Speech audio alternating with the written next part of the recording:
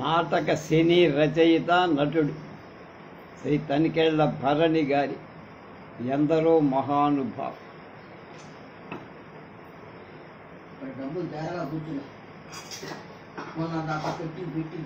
అద్భుత సంగీత విద్వాంసుల అజ్ఞాత జీవిత చిత్రం 6వ భాగం.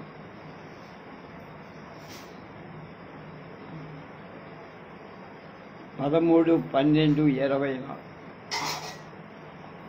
సంగీతకర్త సంఘ సంస్కర్త దాసు శ్రీరామ్. సాధారణంగా కళాకారులకు లౌకిక వ్యవహారాలు పట్టవు. వాళ్ళది అదో లోకం. కళల్లో బతకడం, కానిదేదన్నా జరిగితే కళ్ళ నీళ్ళెట్టుకో. బొత్తిగా లోక జ్ఞానం లేకపో. కాస్త పేరుండగానే 4 రాళ్ళు సంపాదించుకోండయ్యా అని ఎవడైనా చెప్తే నిజితాల సుఖం అని త్యాగరాజ కీర్తన. కారణం ఏమిటంటే కళ సున్నితమై, కళాకారులు సున్నిత మనస్సులు. కళాకారుల్లో కర్కోటకులు ఉన్నారు, అది వేరే విషయం.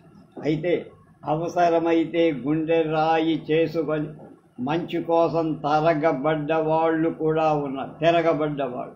అందులో ఒకరు దాసు శ్రీరాములు. ఆయన 1864లో పుట్టారు.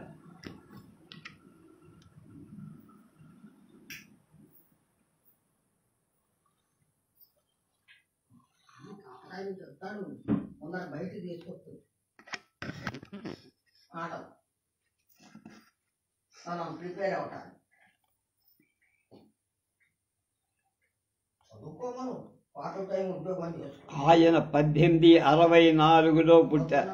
నూజివీడు ప్రభు రాజా శోభనాద్రి అప్పారాయని వారిచే విద్యార్థి వేతనంతో చదువుకుంటూ సంగీత సాహిత్యం కూడా నేర్చుకున్నారు. ఇటు చదువు అబ్బే, అటు సంగీతము అబ్బే. న్యాయవాద వృత్తి చేపట్టి ఏలూరులో ప్రాక్టీస్ కూడా పెట్టారు. అది వృత్తి. జావళీలు, పదాలు, స్వరజతులు, కృతులు రాశారు. అది ప్రవృత్తి. ఎందుకంటే వెధవ కళలు కూటిక గుడ్డక అంటూ ఉంటారు చాలామంది. కూడు గుడ్డ ఉంటే జీవితం అయిపోయిందా? అందుకే ఓ మహానుభావుడు ఫ్యూ లివ్ మెనీ ఎగ్జిస్ట్ అని కొంతమంది బతికేస్తూ ఉంటారు, కొంతమంది జీవిస్తారు అని. కొత్తిమీర కరివేపాకు వేసుకోవాల్సిందే. పులుసులో పడేస్తే గుమగుమలాడతాయి, మర్నాటికి ఫినిష్. కానీ మల్లె పువ్వుల పరిమళం సందర్భాన్ని బట్టి ఏళ్ల తరబడి అనుభూతి మిగులుతుంది. సరే, శ్రీరాములు గారి ప్లేడరీ 3 పూలు 6 కాయలుగా నడుస్తోంది. బోర్డంత సంపాదన, కీర్తి, ప్రతిష్ఠ. పేరు చెప్తే చాలు 2 చేతులు ఎత్తి దండం పెట్టే స్థాయికి ఎదిగారు. దీంతోపాటు వీరు దొరికినప్పుడల్లా సంగీత సభలు నిర్వహించడం, వచ్చిన విద్వాంసుడిని ఘనంగా సత్కారం చేయటం, అత్యంత ఆత్మకింపైన భోజనాలు. ఆ కాలం ఎలాంటిది? సంగీతమైన సాహిత్యమైన కేవలం పురుషులకు మాత్రమే, స్త్రీలకు కూడా. పైగా దోషం.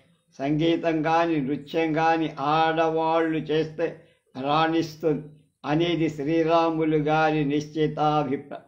అంచేత ఆయనే ఏకంగా ఒక సంగీత పాఠశాల ఏర్పాటు చేశారు. స్త్రీలకి సంగీతం నృత్యం నేర్పబడు అని ఏలూరంతా ప్రచారం చేయించి ఆ రోజు సంగీత పాఠశాల ప్రారంభోత్సవం. శ్రీరాములు గారు కుటుంబ సభ్యులు, ఆయన దగ్గర పనిచేసే స్టాఫ్ తప్ప పురుగు లేదు. సంప్రదాయ సంగీత విద్వాంసులంతా పాఠశాలని వెలేశారు. వాళ్ళు పద్యస్తు వాళ్ళు మనకెందుకులే అని ఆ టేపు కన్నెత్తు చూడ. సంగీత పాఠశాల బోర్డు కళా కాంతి లేకుండా వేలాడు. ఒక్కరంటే ఒక్కరొస్తే అటు చేరడానికి విద్యార్థులు లేరు, స్పందించే సభికులు లేరు. బెంగేసింది శ్రీరాములు గారి మనసులో మదన పడిపోతున్న. ఏమిటి దారుణం! వరవీణా మృదుపాణి అయిన సంగీత సరస్వతి ఆడది కదా. మరి ఆడాళ్ళు సంగీతం నేర్చుకోవటానికి అభ్యంతరమేం ఎందుకుంటుంది? ఎందుకుండాలి? నాజూకైన ఆడవాళ్ళ కంఠంలోని మార్దము మగాళ్ళకి ఎలా వస్తుంది? సున్నితమైన గాజుల చేతు వీణ మీటడంలోని సొగతు పురుషులకు ఎలా సాధ్యం? అన్నీ సరే, అర్ధనారీశ్వర రూపాంతర్గతమైన మహిళల పట్ల ఈ వివక్షత ఏమి? పురాణాల వరకు ఆడది ఆదిశక్తి, పరిగణలోకొచ్చేసరికి పని మనిషి. ఈ దుర్మార్గాన్ని ఖండించాల్సింది. శ్రీరాములు గారి మనస్సులో ధనుష్టంకారు.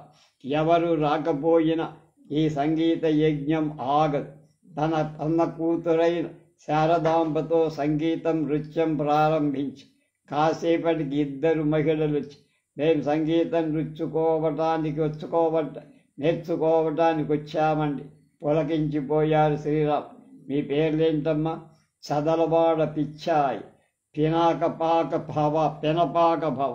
చాలా సంతోషం తల్లి, ఎవ్వరూ రారనుకొని బెంగపడుతున్నా. కానీ మేము చెప్పండమ్మా, దేవదాసీలం అయితే ఏమి? మనమంతా సంగీత నృత్య దాసుల. కట్టండి గజ్జ. తానే గురువై నృత్యం ఆరంభించి, ఆ రోజుల్లో సంగీతం నృత్యం వేశ్యలు తప్ప నేర్చుకునేవారు లేరు. కానీ శ్రీరాములు గారి చలవ వల్ల మెల్లమెల్లగా కుల స్త్రీలు, గొప్ప కుటుంబాలకు చెందిన మహిళలు కూడా సంగీతం నృత్యం నేర్చుకోవటం ప్రారంభించారు. ఈనాడు ఇంత విస్తృతంగా గౌరవంగా నృత్యం సంగీతం నేర్చుకుంటున్నారంటే పరోక్షంగా అది దాసు శ్రీరాములు గారి భిక్ష. శ్రీరాములు గారు అభినయ దర్పణం అనే కావ్యం కూడా రాశారు. 24 జావళీలు, 23 పదాలలో జావళీలు పదాలు అన్న పుస్తకం.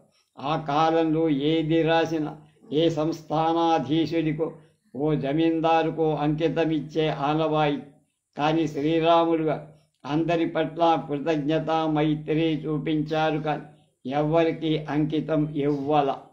మచ్చుకు శ్రీరాములు గారు అఠానా రాగంలో రాసిన లక్ష్మీకృతి, రావి తల్లి మా ఇంటికి, లక్ష్మీదేవి నిన్నే నమ్మితి నెంపటికి, సావధానముగా వినవే నా మనవి, జనితమ్మగు నీ సేవ చేసెదుగాని, భావజమ జనని భక్త పోషిణి, పరమ కరుణాకరావయస పాప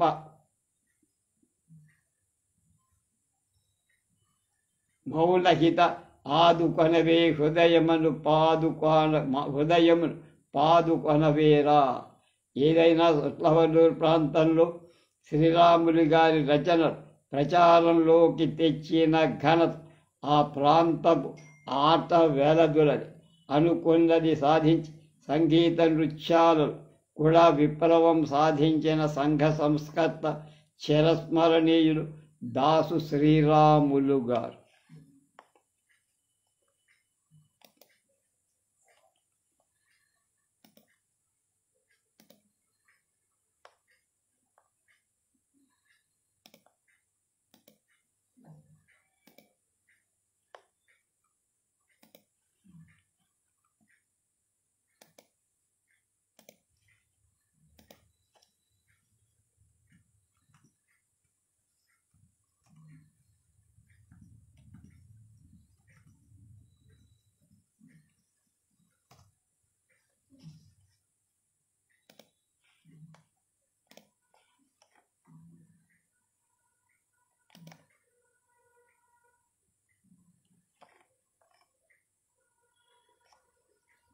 కొద్దిగానే ఇచ్చారు మనకి. ఆయన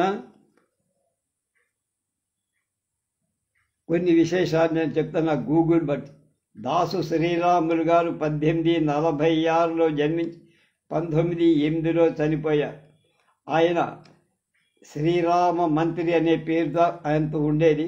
ప్రసిద్ధ కవి, పండితులు, న్యాయవాది. కృష్ణా జిల్లా గుడివాడ దగ్గర కూరాడ అగ్రహారం ఉంది. అది బ్రాహ్మణ గబ్బిదవారి అగ్రహారం కూడా. ఆ గ్రామంలో ఏప్రిల్ 8, 1846 సంవత్సరంలో జన్మించారు. వీరి తల్లిదండ్రులు కన్నయ్య, కామమ్మ. చిన్నతనంలోనే సంస్కృతాంధ్ర భాషలు నేర్చుకొని 12వ ఏట నూజివీడు సంస్థానాలు అష్టావధాన చేసి ప్రభువు మన్ననలు అందుకున్నారు. 20 సంవత్సరాల వయస్సుకే తర్క, వ్యాకరణ, సంగీత, సాహిత్య, వేదాంతాల పాండిత్యాన్ని పొంది తర్వాత కాలంలో ఆంగ్లం చదివి 1878 సంవత్సరం ప్లీడరుగా మచిలీపట్నంలో ప్రాక్టీస్ ప్రారంభించి 1884 ఫస్ట్ గ్రేడ్ ప్లీడరై ఏలూరులో న్యాయవాదిగా పనిచేశారు. తర్వాత కాలంలో వృత్తిని వదిలి జీవిత శేషం సాహిత్య సేవకు ఉపయోగించి ఏలూరులో సంగీత నృత్య కళాశాల స్థాపించి ఎందరో స్త్రీలకు నేర్పించి మే 16, 1908 పరమపది వీరి సతీమణి జానకం. వీరికి 6 కుమారులు: కేశవరావు, నారాయణరావు, గోవిందరావు, మాధవరావు, విష్ణురావు, మధుసూదన్ రావులలో 5వ కుమారుడైన దాసు విష్ణురావు స్వీయ చరిత్రలో 20వ శతాబ్దం నాటి సాంఘిక రాజకీయాలు వివరించారు. వీరి ఏకైక కుమార్తె శారదాం చిన్న వయస్సులోనే సంగీతంతో పాటు సంస్కృత ఆంధ్ర విద్యాభ్యాసాలు, కావ్య రచనలు చేశారు. 19వ శతాబ్దం మహిళా రత్నం ఆమె వేమూరి శారదాంబ. తర్వాత ఈయన దేవి భాగవతం రాశారు. తెలుగునాడు, అభినయ దర్పణం, జావళీలు పదాలు, శాకుంతలం, ఉత్తర రామచరిత్ర, ముద్రా రాక్షసం, అలాగే గ్రంథాలు ఆచార నిరుక్తి, దురాస పిశాచ భంజరి, ఆంధ్ర వీధి దర్పణం, స్వరజతులు, జానకీ పరిణయ నాటకం, మనోలక్ష్మీ విలాస నాటకం, అచ్చ తెలుగు అభిజ్ఞాన శాకుంతలం, అచ్చ తెలుగు నీతి మాలిక, రత్నావళి, మాలతీ మాధవీయం, మాళవికాగ్నిమిత్ర, ముద్రా రాక్షసం, ఉత్తర రామచరిత్ర, మహావీర చరిత్ర, కురంగ గౌరీ శంకరం, మంజరీ మధుకరీయం, సంగీత రస తరంగిణి, అలాగే తర్క కౌముది అనే న్యాయబోధ, అభినవ గద్య ప్రబంధం, సత్రాజితీ విలాసం, వేదాచల మహాత్మ్యం, కృష్ణార్జున సమరం, లక్షణా విలాసం, ఆంధ్రదేవి భాగవతం, తెలుగునాడు, భృంగరాజ మహిమ, పతిత సంసర్గ ప్రాయశ్చిత్తోపన్యాసం, వైశ్యధర్మ దీపిక, నౌకాయానం, పాశ్చాత్య విద్యా ప్రశంస, పునర్వివాహ విచారం, నమస్కార విధి, అభినయ దర్పణం, విగ్రహారాధన, శ్రాద్ధ సంశయ విచ్ఛేది, ఆంధ్ర వీధి, కృతులు పదాలు 39 శతకాలు, చిలకల కులికి శతకం, సోమలింగేశ్వర శతకం, ముద్దుగుమ్మ శతకం, చక్కట్ల దండ శతకం, సూర్య శతకం, కామాక్షి శతకం. ఆసువుగా 6 నెలలలో తిరిగించిన ఆంధ్రదేవి భాగవతం ప్రత్యేక సాహిత్య కావ్యం. ఆయన్ని ఆశు కవి సింహులు అనేవారు. ఇవిగాక జావళీలు, పదాలు, బహుకృతులు కూడా రాశారు. ఆయన కొడుకు కేశవరావు గారు అనుకుంటా. ఆయన నా అడ్రస్ ఎలా తెలుసుకున్నారో తెలుసుకొని నాకు దాసువారి పుస్తకాలు నాకు పంపించారు. అవి 5-6 సెట్లు పంపారు. అవి ఒకటి లైబ్రరీలో ఇచ్చా, ఒకటి ఇద్దరికి మిత్రులకు ఇచ్చా, ఒకటి నా దగ్గర ఉన్నట్టుంది, ఒకటి వేటపాలెం లైబ్రరీకి పంపినట్టు జ్ఞాపకం, ఒకటి పాలపర్తి శ్యామలానందరావు ఆయన తనకు కావాలి, దానికి ఒక సెట్ కావాలంటే ఆయనకు పంపారు. అలా ఆ తర్వాత కొద్ది కాలం మేము ఫోన్లో మాట్లాడుకునేవాళ్ళం, నెట్లో కూడా రాసుకునేవాళ్ళం. ఆ తర్వాత గ్యాప్ వచ్చింది, దాదాపు 3-4 ఏళ్ళ నుంచి మా ఇద్దరికి వాళ్ళ అబ్బాయికి నాకు ఎక్కడ దీని ఉత్తర ప్రత్యుత్తరాలు లేవు. అది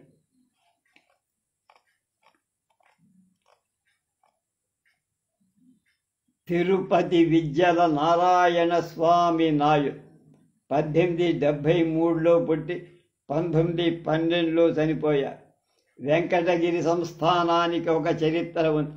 వెంకటగిరి సంస్థానాధీశుడు వెలుగోటివారు. వీరు పద్మనాయక వంశీయులు. వీళ్ళు మొదట్లో 15వ శతాబ్దంలో విజయనగర చక్రవర్తుల సామంతుల్లో ముఖ్యులుగా ఉండేవాడు. విజయనగర పతనం తర్వాత కొంతకాలం మహమ్మదీయులకు సామంతులై ఆ తర్వాత బ్రిటిష్ వారితో కూడా స్నేహంగా ఉన్నారు.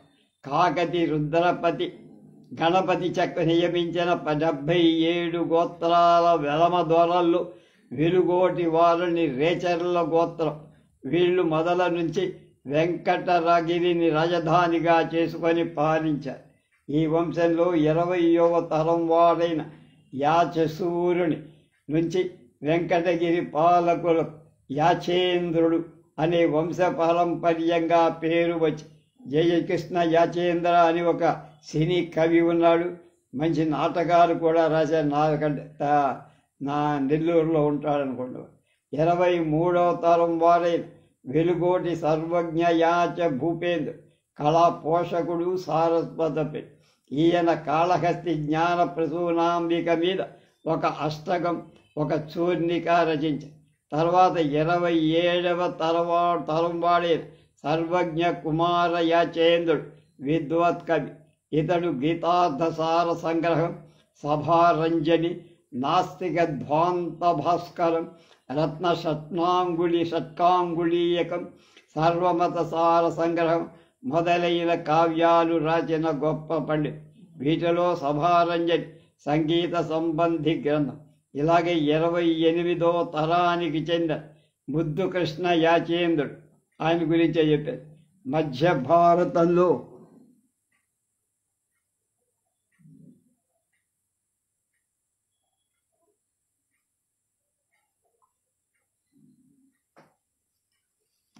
సంగీత విద్వాంసులందరినీ పిలిచి కాళహస్తిలో జరిగే శివరాత్రి ఉత్సవాలు ఘనంగా సన్మానించేవారు. ఇదంతా ఎందుకు చెప్తున్నానంటే, కాళిదాసు తయారు కావాలంటే ఓ భోజుడి అవసరం, అష్టదిగ్గజాలు కావాలంటే కృష్ణదేవరాయల అవసరం ఉంది. అందుకు రాజులు ఎల్లకాలం రాజ్యకాంక్ష యుద్ధాలు జయస్తంభాలు పాటించే కార్యక్రమంలో ఉంటే వారి తరంతో వారి కీర్తి అంతరించిపో కాకుండా ఇలా సంగీత సాహిత్య సమర్చన చేసుకుంటే వారి వంశం తరిస్తుంది. అలాంటి వెలుగోటి సంస్థానంలోని వారే సరస్వతి శేషశాస్త్రి, సరస్వతి సూర్యనారాయణ శాస్త్రి, షట్కాల నరసయ్య, తిరుపతి విద్యల నారాయణ స్వామి నాయుడు తల్లి కోమలమ్మ త్యాగరాజు శిష్య పరంపరలో వలాజీపేట శిష్య పరంపరలోని ఒకరి ఆడపడుచు. స్వతహాగా సంగీతం రావటం చేత చిన్నతనంలో కొన్నాళ్ళు సంగీతం నేర్పి తర్వాత కాళహస్తి వెంకటస్వామి నాయుడు గారి దగ్గరకు పంపింది తల్లి. ఏం నేర్చుకుందామని వచ్చావోయ్ అన్నారు గురు. హరికథండి అన్నాడు శిష్యుడు. హరికథ? ఆశ్చర్యపోయారు గురు. అవునండి, సంగీత సాహిత్యాల సమాహారం కదా అని నసిగాడు శిష్యుడు. అలాగే కాని అయితే అన్నీ ఒక్కసారి అయితే గుక్క తిప్పుకోలేవు కనుక ఒకదాని తర్వాత ఒకటి నేర్చు చిత్తం స్వామి అన్నాడు నారాయణ స్వామి. వీణ మీటితే పలికే జాడ, వెళ్ళకిలా పడుకున్న ప్రౌఢలాంటి వీణ 2 చేతుల్లోకి తీసుకొని ఎడం చేత్తో తీగల్ని సవరిస్తూ చూపుడు వేలుతో మీటుతూ చక్కిలి గింతలు పెట్టబోయాడు. అంత తేలిక తజ్జని తెగింది. పగడం లాంటి నెత్తురు బిందు.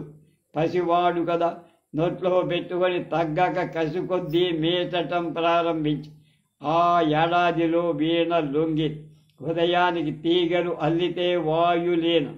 ఓ ఏడాది పాటు వాయులీనం, కొన్నాళ్ళు పగలు వాయులీనం, రాత్రి వీణం, తర్వాత వీణ వాయులీనం, మొత్తం 2 వాద్యాలు సవ్యసాచిత్వం వచ్చాక అప్పుడు హరికథ. 2 ఏళ్ల పాటు నిద్రాహారాలు లేకుండా సాధన చేశారు.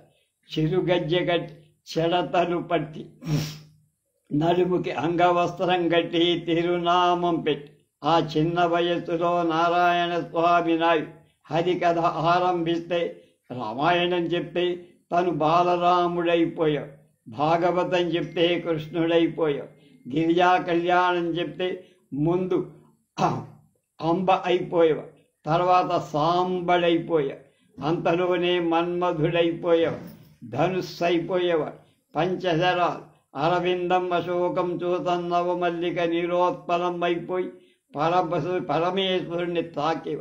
వెంటనే శివుడు కన్నైపోయేవ. అందులోంచి వచ్చే అగ్ని అయిపోయేవు, ఆ దెబ్బకు బూడిదైపోయేవు. వెంటనే రతీదేవి కన్నీరైపోయేవు. ఆ తర్వాత పార్వతీ పరమేశ్వర కళ్యాణం అయిపోయేవాడు. అంత మమేకమైపోయి కథ చూపించాడు. ప్రేక్షకులు కూడా హరికథ చూసి కరికి కర్పూరమైపోయేవాడు. ఎన్ని విద్యల్లో ఆరితేరిన వాడు ఎవడు మాత్రం విడిచిపెడతాడు? అదిగో అదే చేశాడు సర్వజ్ఞ యాచేంద్రుడు. తన ఆస్థానంలో సంగీత విద్వాంసుని పదవి కట్టబెట్టి సరస్వతి లక్ష్మి కూడబలుక్కొని కూడగట్టుకొని నారాయణ స్వామి నాయుణ్ణి ఆశీర్వదించి, అంచేత ఎక్కడ సభ జరిగిన సరస్వతి సాక్షాత్కారం. ఇంటికొచ్చేసరికి లక్ష్మీ ప్రసన్న. ఇంతకన్నా కళాకారుడికి ఏం కావాలండి?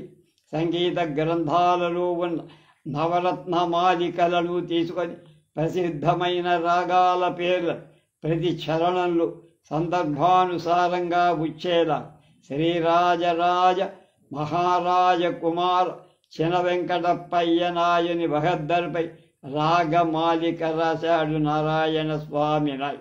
నవరత్న మాలికలోని రాగాలు దర్బారు, సావేరి, మలయమార్దం, చంద్రకళ, అఠాణ, స్వరటి, సరసాంగి, భూపాళం, వరాడ్. దర్బారు రూపకం నీ దరబారు గాచినది నిరజక్షి నేలుకోర, మాబోటి నీ చతురతలేమరు విని విని ఇప్పుడో దామర కుమార చంద వెంకటేంద్ర. సావేరి రూపకథ. మన సావేరికి చలవక మా మనోహరిణి, దాని సొబగు మరి అలా ఇక ఎప్పుడగు నిజంబగు. మూడో చరణం మలయమారుతం వీవ మరి మరీ ఓర్వక సారెకు మరుడు విడి విధి శరము గుడి చెలకల కలకలమని పలక మనసు బెదరి సరసుడ. నాలుగవ రాగం చంద్రకళ. చంద్రకళలు తేరు మోముతో పగడములు సరిరా సరోజముల అధరం మదగజయాన మరలి ఇతరీతులను పెనగొనర తడయ చంద్రకళ. ఐదో రాగం అఠాణ. అలివేణి బోధనలే హఠాణ రావేమి ఏల ఇటు అబలపై అనాదరణ చేసే. ఇలా చివరి భూపాల వరాళి రాగాల్లో రాజుని భూపాల దేవేంద్ర అంటూ సంబోధిస్తూ భక్తజీన జనరవళి ప్రియునిగా తిరుపతి వెంకటేశ్వరుణ్ణి ధ్యానిస్తూ భక్తులుండే నీ దర్బారు అని ముగిస్తూ మనుస్వామి నాగరి సంపాదకునిగా ప్రకటి సంగీత సుధా సంగ్రహం అనే గ్రంథంలో అటు తమిళ దేశపు వాగ్గేయకారుడు ఇటు తెలుగువారి కృతులు ఉన్నాయి. అందులో కొన్ని నారాయణ స్వామి గారు కృతులు చెప్పినవి కూడా ఉంటాయి. తన రచనలో కూడా నారాయణ స్వామి తిరుమలేశ, తిరుపతిపుర, తిరుపతి అన్న ముద్ర వాడారు. అన్నమాచార్యులాగా వాగ్గేయకారుడైన తరువాతి విద్యల తిరుపతి విద్యల నారాయణ స్వామి జీవితాంతం ఆ వెంకటేశుణ్ణే స్మరిస్తూ ఆయనలో లీనమయ్య. స్పందన. సినిమా వెలనీలు, హత్యలు, క్రూరమైన పాత్రలు వెలసి తడికళ్ళ భరణిగా ఊహించుకున్న మాకు సంగీత సాహిత్యాల కలయికగా తెలుగువారి ముద్దు బిడ్డగా విశ్వరూపాన్ని మాకు చూపిస్తున్న హాసం పత్రికా యాజమాన్యాన్ని వేల కృతజ్ఞ. మీరు సంగీత వాగ్గేయకారుల సజీవంగా ముందు నిలబెట్టే ఈ యత్నం జన్మల మమ్మల్ని అమరులుగా చేస్తుందనడంలో ఏమాత్రం సందేహం లేదు. మీరు ఈ వ్యాస పరంపరను ఇలాగే కొనసాగించమని మిమ్మల్ని ఆ పరమశివుడు 10 కాలాల పాటు చల్లగా చూడాలని కోరుకుంటూ చుండూరి రామకృష్ణ, చార్టెడ్ అకౌంటెంట్, హైదరాబాద్. కాళహస్తి వీరయ్య గురించి చెప్తున్నారు ఇప్పుడు. ఈయన 1900 ప్రాంతంలో పుట్టాడు. 1900లో పుట్టారు. 1956 56 తనువు చాలి. అది ఉల్లిపాలెం సంస్థానం మహావైభవంగా వెలిగిపోతున్న రోజు. షడ్రసోపేతమైన భోజనం తరువాత కర్పూరపు తాంబూలం వేసుకున్న రాజాగారు రాణిగారితో చతురంగ కేరళం చెస్ ఆడుతున్నారు. రాణిగారు కూడా షోక్గా కీళ్ళీలు నవ్వులుతూ పావులు కదుపుతున్నారు. రాజావారు పావులకేసి తాంబూలంలో ఎర్రబడ్డ రాణి గారి పెదాలకేసి చూస్తున్నారు. ఎర్రబడ్డ ఘీంకారం రాణిగారి ఏలుగు రాజావారి బంటును చంపేసింది. రాజావారు చిరునవ్వు నవ్వారు. గుర్రం సగిలించి ఏనుగును పట్టనెట్టేసుకొని రాణిగారి పెదాలతో పాటు కళ్ళు ఎర్రబడి ఆలోచిస్తూ మంత్రితో మంత్రాలోచనం చేసి రాజుకే ఎసరు పెట్టేది. ఆటగట్టు నవ్వింది రాణి. నవరత్నాలు కింద రాలే. పొంచి ఉన్న మంత్రి గుండెల్లో బల్లెం దింపేశారు. ఇంతలో పసిపిల్లాడి ఏడు. రాణి లేవబోయింది.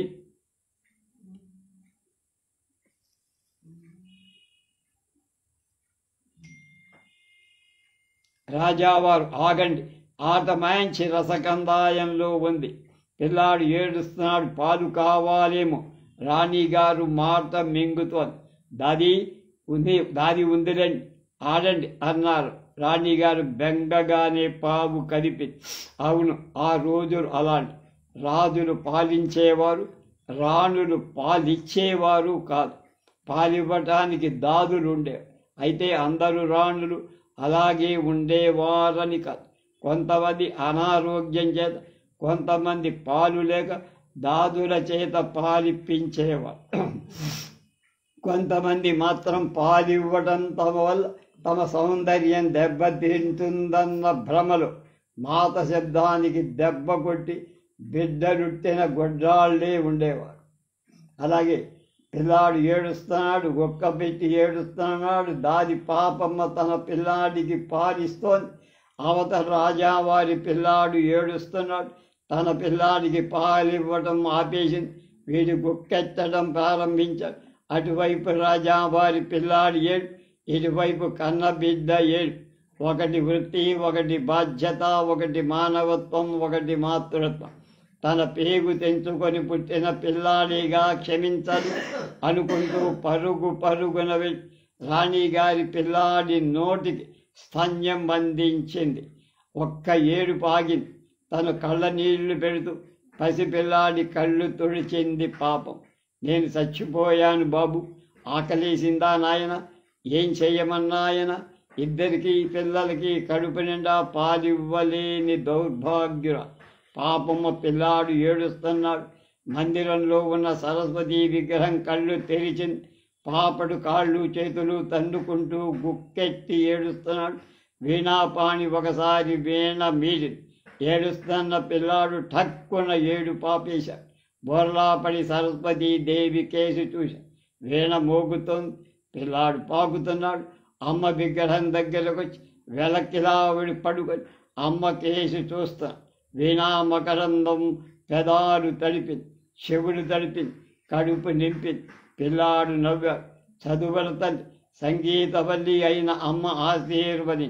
పిల్లాడి పేరు కాళహస్తి వీరయ్య. దైవదత్తమైన సంగీతం అబ్బడం వల్ల తంబూరా, వయలిన్, వీణా, మృదంగం వంటి అన్ని వాయిద్యాలు అమోఘంగా వాయించగల నేర్పరి. ఉల్లిపాలెంలో ఉండే నరసింహాచార్య వద్ద విద్యలన్నీ అభ్యసించి అచిరకాలంలోనే విద్వాంసుడిగా పేరు పొంది. వీరయ్య గారు బలిజ కులస్తుడు. ఇంటి పేరు మైనంపాటి. ఉల్లిపాలెం జమీందారు గారు ఒకసారి వీరయ్యకి సంగీతంలో పరీక్ష పెట్టారు. మహామహుల సమీక్ష సమక్షంలో అద్వితీయమైన ప్రతిభ కనబడి సభికుల అభినందనలు అందుకున్నాడు కాళహస్తి వీరయ్య. ముచ్చటబడిపోయిన ప్రభు కుర్రాడికి 3 ఎకరాల పొలాన్ని బహుమతిగా ఇచ్చి చదువుల తల్లి మందహాసం చేస్తే కన్న తల్లి ఆనందంతో కన్నీరెట్టుకొని. కానీ కాళహస్తి వీరయ్య ఆ 3 ఎకరాల పేదవాడు గురువు అయిన నరసింహాచార్యులకి గురుదక్షిణగా ఇచ్చేసి ఆనందంతో కన్నీరెట్టింది చదువులదు. ఆహా, ఎలాంటి కొడుకు కన్నారా అని కావలించుకొని నుదిటి మీద ముద్దెట్టింది కనత.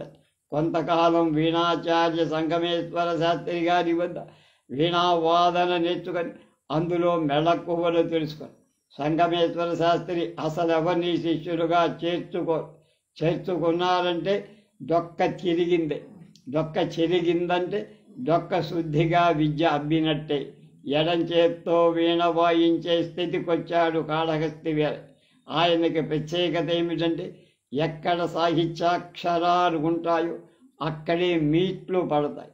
ఇష్టం వచ్చినట్లు వీణ మీట్లు పడితే స్వరాక్షరానికి సాహిత్యాక్షరానికి భేదం ఉండదని వీరన్న గారి అభిప్రాయం. వెంకటరత్న నాయుడు గారు మైసూర్ చీఫ్ జస్టిస్గా ఉన్న దసరా సంబరాలకి మైసూరు మహారాజా దర్బార్లు ఆయన కచేరీ ఏర్పాటు చేశారు. ఆనాడు కాళహస్తి వీరయ్య చేసిన కచేరీకి అబ్బురపడిపోయి మహారాజా వీరయ్యలోని సరస్వతిని పదాభివందన చేసి స్టేట్ విద్వాన్ ఆఫ్ మైసూర్ అని ప్రకటించి కావలసినంత ధనం వసతి ఏర్పాటు చేసి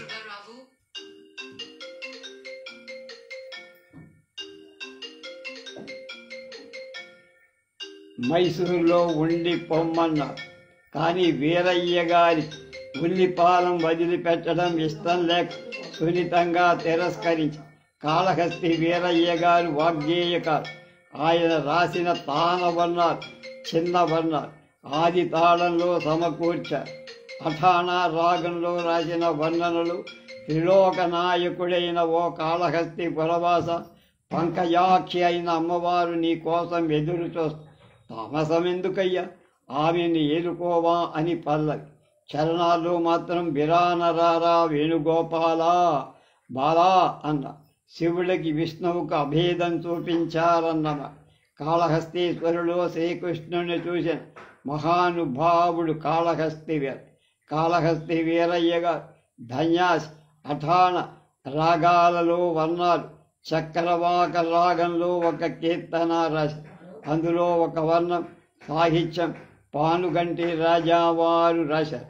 దీనికి వీరన్న గారు ధన్యాసి రాగాన్ని సమకూర్చి ఉల్లిపాలెం కాళహస్తి పానగాల్ సంస్థానాధిపతుల చేత ఎన్నో సన్మానాలు సత్కారాలు పొంది సంగీతంలో తనదైన ముద్ర ఉంచిన కాళహస్తి వీరయ్యగా 1956 ఫిబ్రవరి 10 అఠాణా రాగంలో పంకజాక్షి నీకై వేచి ఉన్నదట అనే కీర్తన పాడుతూ పరమేశ్వరుణ్ణి చేరుకున్నారు. పాటల రామన్న ఇవాటి చివరాయన. నవవిధ భక్తులలో కీర్తనం ఒకటి, అంటే పరమేశ్వరి గుణగానం చెయ్య. అలా నాదోపాసన చేసి ఆత్మసాక్షాత్కారం పొందిన మహానుభావులు ఎంతోమంది. గద్వాల సంస్థానానికి విద్వద్గద్వాల అన్న పేరుందని మనం గతంలో చెప్పుకున్నాం. అదిగో ఆ గద్వాలకు చెందినవాడే రామన్న. 1900లో పుట్టారు, 1950లో చనిపోయారు.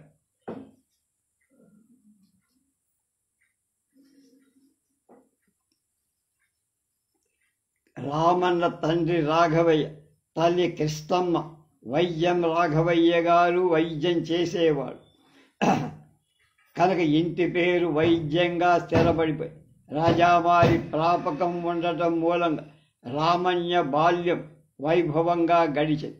కానీ 10వ ఏట అకస్మాత్తుగా తండ్రి గారు కాలధర్మం చెందడం, ఆ బెంగతో కొన్నాళ్ళకి కన్ను మోయటం తల్లి అయిపోయి రామన్న ఏకాకైపోయి. అప్పుడు రామన్న మేనమామ పాగా నరసప్ప గారు రామన్నని గద్వాల సంస్థానాధీశుడై సీతారామ భూపాలుడి కొలువులో చేర్పించి రాజుల కొలు కత్తి మీద సాము నెత్తి మీద పాము పైగా పట్టుమని 10 ఏళ్ళు రాజావారికి ఆంతరింకగుడిగా పనిచేయ. చెప్పినట్టు చెయ్యాలి. చెప్పిన పని బాగా చేస్తే బహుమానం, తేడాలు వస్తే శిరచ్ఛేద. ఎవరెలా ఇచ్చినా రాజు ఉత్తముడు, సంస్కారి, సంగీత సారస్వత ప్రియుడు, యథా రాజా తథాపతి. అంచేత నిత్యం సంగీత కచేరీ, సాహితీ సభలు వగైరా నిర్వహింపబడుతోడు. మెల్లిగా రామన్నకు రుచి తెలుస్తారు. సంగీత సాహిత్యాల పట్ల ఇష్టం కలిగింది. పగలల్లా సభలో జరిగిన సంగతులు రాత్రి పడుకునే ముందు వల్లె వేసేవాడు. మొత్తానికి కవిత్వం అంటుకొని ఆసువుగా కవిత్వం చెప్పడం అబ్బింది. పెద్ద ఉద్దండ పండితుల మధ్య చిన్న కుర్రాడు రామన్, సింహాల మధ్య చెట్టెలు, గండభేరుండాల మధ్య రామచిలక, కర్పూర తాంబూలం మధ్య ఒక్కపలు, చిన్న కుర్రాడు సన్న గొంతుతో అప్పటికప్పుడు ఆసు కవిత్వం చెప్తుంటే సీతారామ భూపాలుడు మహాముచ్చట పడిపోయాడు. వెంటనే ఏ ముత్యాలహారం, వజ్రపుటంగరం, వరహాలు ఏదో ఒకటి బహుమతిగా ఇచ్చేవారు. ప్రోత్సహించే ప్రభువులే ఉండాలి కానీ కళవర్ధిల్లదా. యుక్త వయస్సు రాగానే మంచి పిల్లని చూసి దగ్గరుండి స్వయంగా పెళ్లి జరిపించాడు సీతారామ భూపాల్. సంగీత సాహిత్యాల వల్ల మృదువైపోయిన హృదయంలో పుత్రవాత్సల్యం పొంగడం విశేషం కాదుగా. రాజావారిచ్చిన ప్రోత్సాహంతో పండగలప్పుడు, ఉత్సవాలు, ఆస్థానంలో చేసే సంస్కృత నాటకాలు, వేషాలు కూడా వేసి శభాష్ అనిపించుకున్నాడు రావు. సంగీత సాహిత్యాల సమాహారమైన సంస్కృత నాటకాలు జోలుగా ఆడుతున్న రోజులో పిడుగులాంటి వారు సీతారామ భూపాలుడు స్వర్గస్థులై జీవిత నాటక రంగస్థలం మీద నుంచి పాత్ర పక్కకి వెళ్ళిపోయి తెరజారిపోయి సంస్థానం కళావిహీనమై రామన్న కుప్ప కూలిపోయి. ఎందుకో ఆత్మలేని సంస్థానంలో కొలువు చెయ్యాలనిపించాల మానేశాడు. ఆత్మతృప్తి కోసం ఇంట్లోనే సంగీత సాధన చేస్తూ ఉంటాడు. పులి మీద పుట్ర, విధి చేసిన కొట్టు ఉన్నట్టు భార్యపోయి ఒక కన్ను పోతే ఎలాగో తడుముకుంటూ జీవితం కెంటుకొస్తాను. రెండో కన్ను పోతే గాఢాంధగా పెదాల మీద వేర్రి చిరునవ్వు వైరాగ్యం ఆవరించి ఏదీ రుచించల చప్పబడిపోయింది బతుకు బండిని ఏడవాల్సి వస్తుంది, రోజుల్ని వెల్లడియాల్సి వస్తుంది. ఆ సమయంలో మనసు కృష్ణ పరమాత్మపై లగ్నమై గుండెల్లో జ్యోతి వెలిగింది. లీలామానుష విగ్రహణ మనోహర మురళీనాదాని నెత్తురు పొంగి ఎముడైపోయి ఉత్సాహం పరవళ్ళు తొక్కి వేదనంతా నాదమైపోయి గానమైపోయి కళ్ళు మూసుకుంటే నవ్వు రాజిల్లడు మోమువ కృష్ణుడి స్తుతిస్తూ పాటలు పాడడం మొదలె.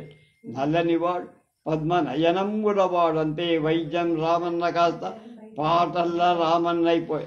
కీర్తిశేషుడు సీతారామ భూపాలుడి అర్ధాన్ని మహాలక్ష్మి మహారాణి ఆదిలక్ష్మీ దేవమ్మగా పాటల రామన్న లక్ష్మమ్మ అనే యువతితో మళ్ళీ పెళ్లి చేశారు. కృష్ణ భక్తికి నిదర్శనం.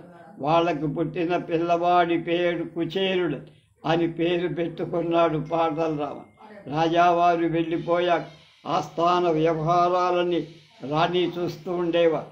రాజ వ్యవహారాల్లో తలమున్కలైపోయిన లక్ష్మీదేవమ్మ అప్పుడప్పుడు పాటల రామన్నని పిలిచి మనశ్శాంతి కోసం పాటలు పాడించుకునేవారు. రాణిగారికి 2 కుమార్తె. పెద్దమ్మాయి వరలక్ష్మీదేవి వివాహమైంది, సంతానలేదు. అప్పుడు పాటల రామన్న ఒక సలహా ఇచ్చాడు. కృష్ణ మందిరం అనే భజన మండలి ఒకటి స్థాపించండి, దానివల్ల మేలు జరగచ్చని. 1930లో శ్రీకృష్ణ మందిర స్థాపన జరిగింది. సూరప్ప వైద్య గారింట్లో అక్కడి నుంచి ప్రతి ఆషాఢమాసం శుక్ల సప్తమి నుంచి పౌర్ణమి దాకా నవరాత్రి ఉత్సవాలు, ఆషాఢ శుద్ధ పౌర్ణమి రోజున రథోత్సవం జరిపారు. అన్ని రోజులు పాటల రామన్న గారు పాటలు ఉండాల్సి కృష్ణుడి కృప కలిగింది. అదే సంవత్సరం ఆదిలక్ష్మీ దేవమ్మ గారికి మనవడి పుట్టి ఆ పిల్లాడికి శ్రీకృష్ణ రామ భూపాలుడని పేరు పెట్టి సంతానం కలిగినందుకు పరమానందపడిపోయిన రాణిగా కృష్ణ మందిరం సభ్యులందరినీ తమ ఖర్చులతో పండరీపురం పంపారు. రాణిగారు కృష్ణ మందిరాన్ని ధన సహాయమే కాక రాజలాంఛనాలు, ఏనుగులు, గుర్రాలు, సైన్యం, సైనిక వందనం కూడా సమర్పించారు. సంస్థానాలన్నీ ప్రభుత్వంలో విలీనమయ్యేవారు. కృష్ణ మందిరంలో పరమ వైభవ స్థితిలో ఉండే. దీనికి ప్రధాన కారకుడు పాటల రామ. పాటల రామన్న మాణిక్యగర్ ఖండేరావు మరాఠా రాజావారి ఆస్థానానికి వెళ్ళి దయాకరో హం పర్ తుమారీ గురూజీ మాణిక్య ప్రభు కృపాకర్ అని కీర్తన ఆసువుగా పాడి సన్మానం అందుకొని. పాటల రామన్నకి చదువు పెద్దగా అబ్బలేదు, కానీ ఎవరైనా సరే పాట రాయమంటే చాలు అప్పటికప్పుడు ఏ చెట్టు కాగితం దొరికిన ఒక్కసారి కృష్ణ పరమాత్మని తలుచుకొని ఆసువుగా పాట రాసి రామన్న గారు ఉపయోగించిన రాగాలు హిందుస్థానీ, భైరవి, యమన్ కళ్యాణి, దర్బార్ కానడా శుద్ధ కళ్యాణ్ కాఫీ శ్యామ తిల్కా మోద్ ధన్యాసి మోహనాథ్ తోడి పీర్ బెహాగ్ భీంప్లాస్ మాండ్ శ్రీగా మోహనం రాజుగల్లు రామన్న రాసిన పాట నిన్ను కనుగొనగలమా కృష్ణ ఘనమగు దొంగలలో ఘన దొంగ అణువు కంటే సూక్ష్మ రూపుడ ఘనము కంటే మహాఘన రూపుడ 84 లక్ష జీవుల అనునయంబుగన ఎడబాయ కుందుబట్ వేద విద్య వేదాంతములిరుగము నామదాస దశానుదాసులము భేదరహిత బీవుండగా మాకు వేదాంతంబులము అదములేలా నీ పాదములే గతి పాండురంగ ప్రహ్లాద వరద కృష్ణ మందిరనది పాటల రామన్న గారు రాసిన పాట శ్రీకృష్ణ మందిర సంకీర్తన పేరుతో ప్రకాశకుడు పాటల పండరీనాథ్ రామన్న గారి మేనరు 1857లో ప్రచురించారు. రచయిత జీవించి ఉండగా అది ప్రచురింపబడల కళాకారులకు అదో శాపం. పాటల రామన్న కృష్ణుడిలో ఐక్యమైపోయిన ఆయన పాటలు మాత్రం జీవించే ఉన్నాయి.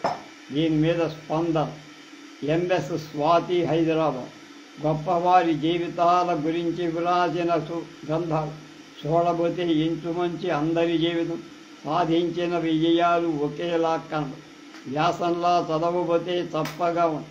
భరణి గారు ఆ జీవితాలు మధించి ఒక పాయింట్ పట్టుకొని ఏదో స్వయంగా కళ్ళతో చూసిన డ్రమటైజ్ చేసి ప్రతిపక్షం మన అద్భుతమైన స్క్రీన్ ప్లే ఇస్తున్నారనిపిస్తూనే ఉన్న 16:30 జూన్ 20 నాటి సంచికలో వాసా అప్పయ్య గారిపై రాసిన వ్యాసం ఆ కళను పరాకాష్ఠకు తీసుకువెళ్ళారనిపించి మామూలు కాలకృత్యాల్లో సంగీతం చూడవచ్చునంటూ ఓపెన్ చేయటం గురించి కాదు నేనది. నెత్తి మీద నిమ్మకాయ పెట్టుకొని వాయించడం ఈ ఐడియా రావడం ఘనరాగ పంచరత్న కీర్తనలు నిమ్మకాయకు అన్వయించడం మొదలు. ఇక దెబ్బ దిష్టి తీసి పారేయటానికి నిమ్మకాయ థీమ్ వాడడం master stroke. Bharani touch MS Swathi Hyderabad. రేపు వెంకట సామయ్య గారి గురించి తెలుసుకో.